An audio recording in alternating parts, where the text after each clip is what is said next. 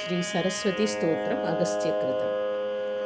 या कुन्देन्दुतुषारहारधवला या शुभ्रवस्त्रावृता या वीणावरदण्डमण्डितकरा या श्वेतपद्मासना या ब्रह्माच्युतशङ्करप्रभृतिभिः देवैः सदा पूजिता सा मां पातु सरस्वती भगवती निःशेषजाड्यापहा। दोभैर्युक्ता चतुर्भिः स्फटिकमणिनिभैरक्षमालां दधाना हस्तेनैकेन पद्मं सितमपि च शुकं पुस्तकं चापरेण भासा कुन्देन्दुशङ्खस्फटिकमणिनिभा भासामाना समाना सा मे वाग्देवतेयं निवसतु वदने सर्वदा सुप्रसन्ना। सुरासुरैः सेवितपादपङ्कजा करे विराजत्कमनीयपुस्तका विरिञ्चिपत्नी कमलासनस्थिता सरस्वती नृत्युतु वाचि मे सदा। सरस्वती सरसिजकेसरप्रभा तपस्विनी सितकमलासनप्रिया घनस्तनी कमलविलोललोचना मनस्विनी भवतु वरप्रसादिनी।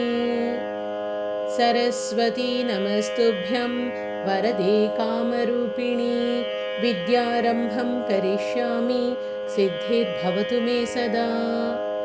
सरस्वती नमस्तुभ्यं सर्वदेवी नमो नमः शान्तरूपे शशिधरे सर्वयोगे नमो नमः नित्यानन्दे निराधारे निष्कलायै नमो नमः विद्याधरे विशालाक्षी शुद्धज्ञाने नमो नमः शुद्धस्फटिकरूपायै सूक्ष्मरूपे नमो नमः शब्दब्रह्मे चतुर्हस्ते सर्वसिद्ध्यै नमो नमः मुक्तालङ्कृतसर्वाज्ञै मूलाधारे नमो नमः मूलमन्त्रस्वरूपायै मूलशक्त्यै नमो नमः मनोन्मणि महायोगे वागीश्वरी नमो नमः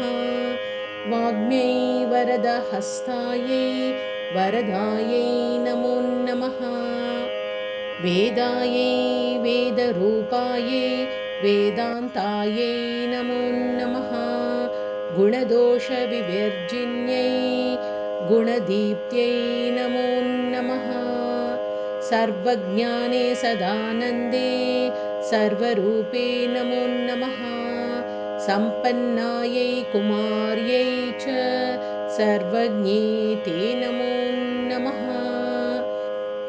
योगानार्य उमादेव्यै योगानन्दे नमो नमः दिव्यज्ञानत्रिनेत्रायै दिव्यमूर्त्यै नमो नमः अर्धचन्द्रजटाधारी चन्द्रबिम्बे नमो नमः चन्द्रादित्यजटाधारी चन्द्रबिम्बे नमो नमः अणुरूपे महारूपे विश्वरूपे नमो नमः अणिमाद्याष्टसिद्धायै आनन्दायै नमो नमः ज्ञानविज्ञानरूपायै ज्ञानमूर्ते नमो नमः नानाशास्त्रस्वरूपायै नानारूपे नमो नमः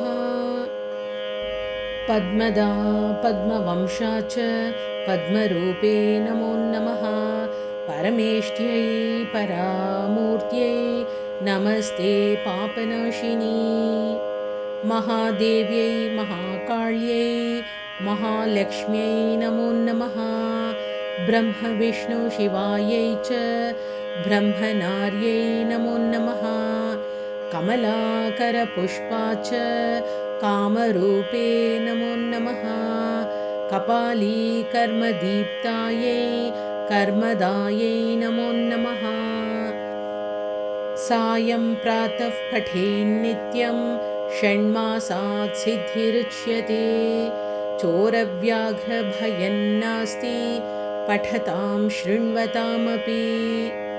इत्थं सरस्वतीस्तोत्रम् अगस्त्यमुनिवाचकं सर्वसिद्धिकरं नृणां सर्वपापप्रणाशनम्।